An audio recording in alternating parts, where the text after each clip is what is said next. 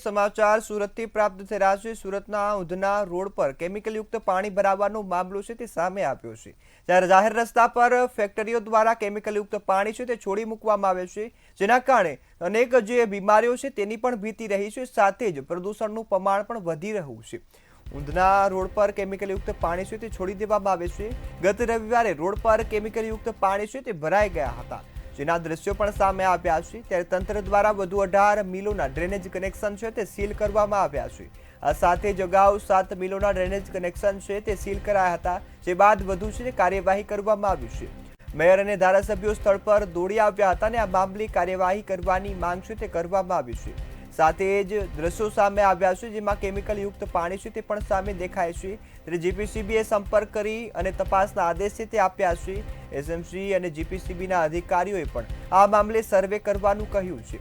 તેવું જણાવ્યું છે કે ઉધના જીઆઈડીસી વિસ્તારમાં અધિકારીઓ સર્વે કરશે અને જે બાદ તમામ ગેરકાયદેસર કનેક્શનો હશે તેની ડ્રેનેજ કનેક્શનોને સીલ કરી દેવામાં આવશે। ત્યારે સુરતમાં આવી ઘટનાઓમાં સતત વધારો જોવા મળ્યો છે, જેમાં જાહેર રસ્તા પર અનેક વખત કેમિકલયુક્ત જે પ્રદૂષણવાળા પાણી છે તે પ્રદૂષિત પાણી દેખાય છે।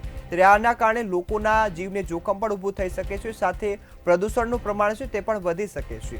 ત્યારે હાલ ગત રવિવારે જ આ ઘટના બની હતી, જેમાં રોડ પર કેમિકલયુક્ત પાણી છે તે હાલી નીકળ્યા હોવાના જે દ્રશ્યો છે તે સામે આવ્યા છે। દ્રશ્યોમાં પણ જોઈ શકાય છે કેમિકલયુક્ત કલરવાળું જે પાણી છે તે રસ્તાઓ પર આવી જાય છે, જેના કારણે સુરતીઓ હવે હાલાકી ભોગવી રહ્યા છે। ત્યારે ગેરકાયદેસર ડ્રેનેજના કનેક્શનો છે તેને સીલ કરવાની કામગીરી હાથ ધરવામાં આવી છે। આ તમામ લોકો સામે હવે કાર્યવાહી થાય તેવા સુરતના લોકો માંગ કરી રહ્યા છે।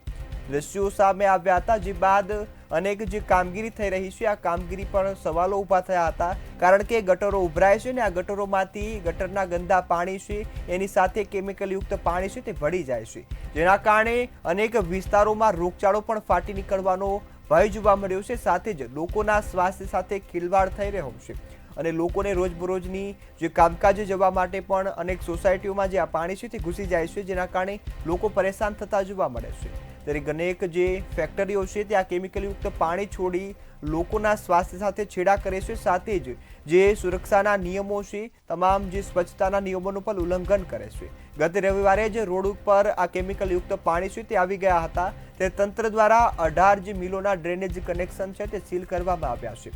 આ પહેલા પણ 7 મિલો સામે કાર્યવાહી કરાઈ હતી અને ડ્રેનેજના કનેક્શન છે તે સીલ કરાયા હતા, જે બાદ મેયર અને ધારાસભ્ય સ્થળ પર દોડી આવ્યા હતા અને આ મામલે હવે તેઓએ કાર્યવાહીની માંગ કરી છે। સાથે જ હાલ આ મામલે અનેક જે વિસ્તારો છે તેમાં પણ કેમિકલયુક્ત પાણી ભળી જવાના જે ઘટનાઓ છે તે સામે આવી રહી છે। ત્યારે અનેક લોકો છે તે આ મામલે અનેકવાર રજૂઆત પણ કરી ચૂક્યા છે, તેમ છતાં કાર્યવાહી થતી નથી। ત્યારે હાલ આ મામલે ડ્રેનેજ કનેક્શનો સીલ કરવાની કામગીરી છે તે કરવામાં આવી છે। ત્યારે સુરતના ઉધના વિસ્તારની આ ઘટના છે, જ્યાં રવિવારે જે ડ્રેનેજ સિસ્ટમ છે તેમાંથી ગટરના ગંદા પાણી સાથે કેમિકલયુક્ત પાણી છે તે ઉભરાઈ રહ્યા હતા અને આ મામલે અનેક વિસ્તારોમાં આ પાણી છે તે ફેલાઈ ગયા હતા। દ્રશ્યોમાં પણ જોઈ શકાય છે જે કેમિકલયુક્ત પાણી દેખાય છે આ કોઈ ગટરનું પાણી નથી, આ એક કેમિકલયુક્ત પાણી છે જે અનેક કારખાનાઓ દ્વારા છોડી મૂકવામાં આવે છે। આના કેમિકલયુક્ત પાણીને છોડવાના પણ નિયમો હોય છે, પરંતુ આ તમામ કારખાના ધારકો છે તે આ નિયમોનું ઉલ્લંઘન કરે છે। આ નિયમોનું ઉલ્લંઘન કરી ગમે તે જગ્યાએ પાણી છોડી મૂકવાની સુરતમાં આ ઘટના છે તે સતત વધી રહી છે। સાથે જ આ ઘટનાઓ છે તે તંત્રની કામગીરી સામે પણ અનેક સવાલો ઊભા કરે છે। ત્યારે મેયર સહિત જે ધારાસભ્યો છે તેઓ પણ ઘટના સ્થળે દોડી આવ્યા હતા।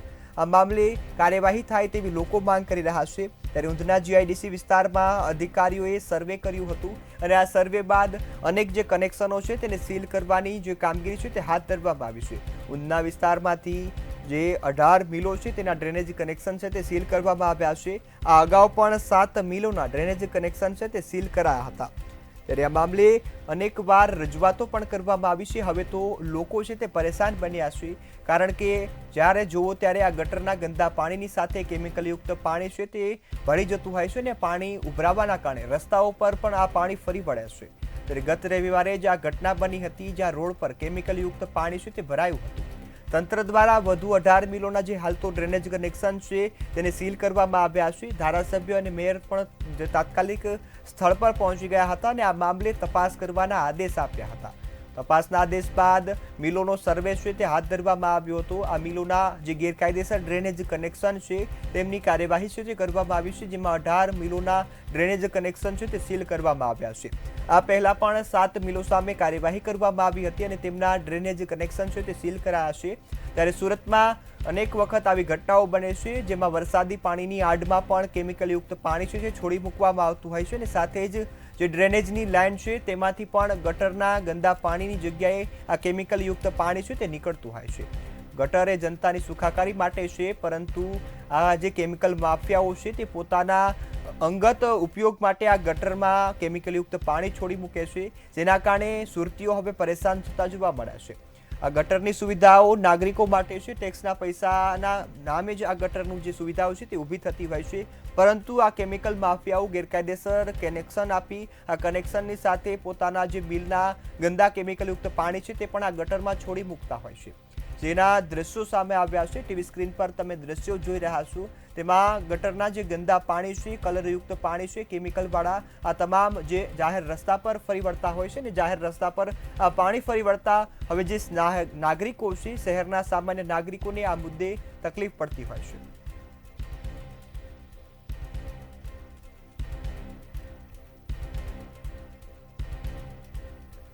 ત્યારે આપણી સાથે સોમનાથ મરાઠે કોર્પોરેટર છે સુરતના, તેઓ આપણી સાથે જોડાયા છે. જી સોમનાથજી, હાલ આ ઘટના બની છે, લોકો પરેશાન થયા છે, ત્યારે એક રાહતની વાત એ છે કે તંત્ર દ્વારા પણ કામગીરી છે તે કરવામાં આવી છે ને 18 જે મિલો છે તેમના કનેક્શન સીલ કરવામાં આવ્યા છે. શું વિગતો? જી, અમે સવારથી જ આજે હું પણ ત્યાં વિસ્તારની અંદર વિઝિટ લીધી હતી. એસએમસીનો સ્ટાફ અમારો ત્યાં જે ગટર લાઇન ચોકઅપ છે શરૂ કરવા માટે બધા મહેનત કરી રહ્યા છે, પરંતુ જે મારા વિસ્તારની અંદર ઉધના વિસ્તારની અંદર તત્કાલીન જે કાર્યપાલક એન્જિનિયર સુજલ પ્રજાપતિ હતા, એમના દરમિયાન હું અગાઉ પણ 2 વર્ષ પહેલા સામાન્ય સભામાં અને અમારા સંકલનની અંદર આ રજૂઆતો કરી હતી ને ભાઈ એ જે ગેરકાયદેસર તપેલા ડાઈંગ આ વિસ્તારમાં તમારા રાજ્યની અંદર તમારા નેજા હેઠળ જે બની રહ્યા છે એ બિલકુલ ખોટા છે અને એના કારણે જે જનતા, જે કામદાર વર્ગ છે, મધ્યમ વર્ગના જે અહીંયા જે મારા વિસ્તારની અંદર જે રહીશો છે એમની ત્યાં જે આ ગટરનું પાણી પેલા પીવાની પાણીની અંદર ભળી જાય છે, એના કારણે નળમાં એ પાણી જઈ રહ્યું છે, એના કારણે પાણીજન્ય રોગોનું પણ મતલબ અહીંયા છે ને ત્રાસ વધી રહ્યો છે. અને હાલ જે આજે જે કલરનું પાણી દેખાયું છે એ મફતનગરનું છે. મફતનગરની સેવા બસ્તીની અંદર હાલ જે અતિ વરસાદ હતો, અતિ વરસાદની અંદર પણ ત્યાં પાણી ભરાયું છે. અમે ત્યારથી જ ત્યાં ત્યાં કામગીરી કરી રહ્યા છીએ, પરંતુ આજે જે કલરનું પાણી આવ્યું છે એના કારણે ત્યાંના જે રહીશો છે એકદમ આજે ચકિત થઈ ગયા છે. ભાઈ આ તો રસ્તા શું, તો રસ્તા પરથી હવે સોસાયટીમાં પાણી ગયું કે અમારા બાળકોને એના કારણે મતલબ જે સ્કિનની બીમારી ઊભી થઈ છે અને કેટલાક મતલબ ત્યાંના રહીશોએ અમારી સામે ત્યાં રજૂઆત કરી હતી. જી બિલકુલ સોમનાથભાઈ, આ સાથે જ આપે લોકોનો અવાજ બની અને આ મામલે રજૂઆત કરી છે, ત્યારે શું કહેવા માંગશો? પ્રથમ તો શું છે, અમે મતદાર થકી પ્રતિનિધિ બન્યા છે. મારા મતદારનો જે અવાજ હશે એ અવાજ મારે સામે અધિકારી સુધી પહોંચાડવાનો હોય છે. અને હું એટલા માટે કહું છું, જે એની સાથે જે સંકળાયેલા અધિકારી છે જેમના કાર્યકાળ દરમિયાન આ તપેલા ડાઈંગના ગેરકાયદેસર બાંધકામ થયા, એ અધિકારી ઉપર કાયદેસરની કાર્યવાહી થાય અને જે કંઈ કસૂરદાર હોય, એ તપેલા ડાઈંગ વાળો હોય કે અધિકારીઓ, એની ફોજદારી ગુનો પણ દાખલ થાય. જી બિલકુલ સોમનાથભાઈ, આપ મંતવ્ય ન્યૂઝ સાથે જોડાયા અને માહિતી આપી એ બદલ આપનો આભાર. ત્યારે સુરતમાં આ કેમિકલયુક્ત પાણી જે ફરી વળ્યા છે, આ મામલે સંવાદદાતા રાબિયા સાલે લાઈવ જોડાયા છે. જી રાબિયા, સુરતના રસ્તાઓ પર આ અનેકવાર આ ઘટના બને છે કે જેમાં કેમિકલયુક્ત પાણી રસ્તા પર ફરી વળે છે, ત્યારે વધુ એકવાર ઊંધના વિસ્તારની આ ઘટના છે, શું વિગતો? લોકોના જીવ સાથે જોખમ સર્જવામાં આવી રહ્યું છે. આ ગેરકાયદેસર ચાલતી જે તપેલા ડાઈંગ છે, આ તપેલા ડાઈંગને કારણે લોકોના સ્વાસ્થ્ય સાથે ચેડા થઈ રહ્યા છે. સ્પષ્ટ કહી શકાય છે લોકોના જીવ જોખમમાં મૂકવામાં આવી રહ્યા છે.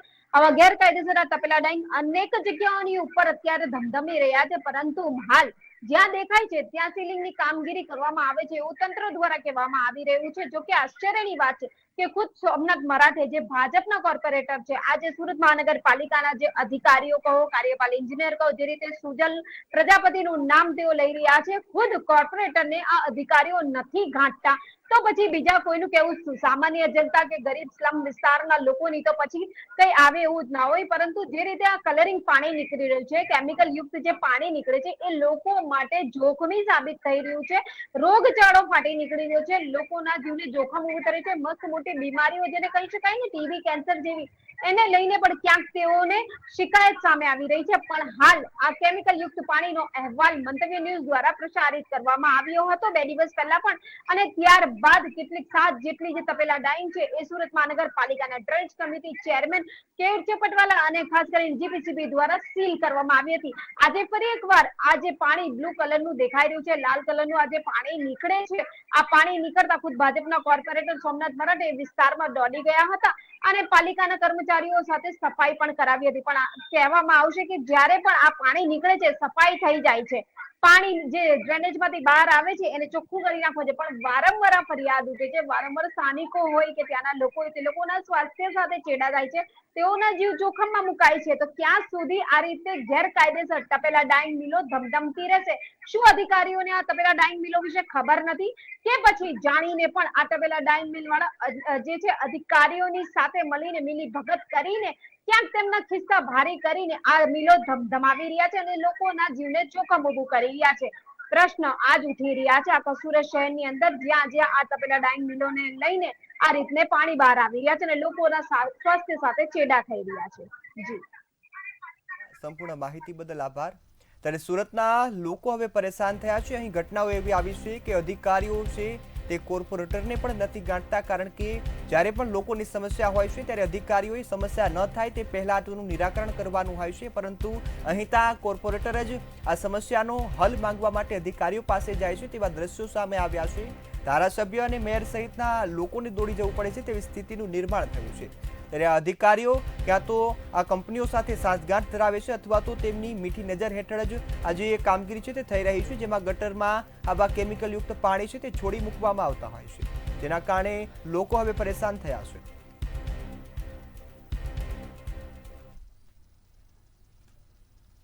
વાળા ગંદા પાણીનો નીકળવાનો સિલસિલો હજી સુધી યથાવત જોવા મળી રહ્યો છે. તંત્ર દ્વારા કેટલીક મિલો, તપેલા ડાઈંગો કહો, તમામને સર્વે કરીને સીલ કરવામાં આવી છે, છતાં પણ કાર્યવાહીનો કોઈને ડર જ નથી એવું લાગે છે.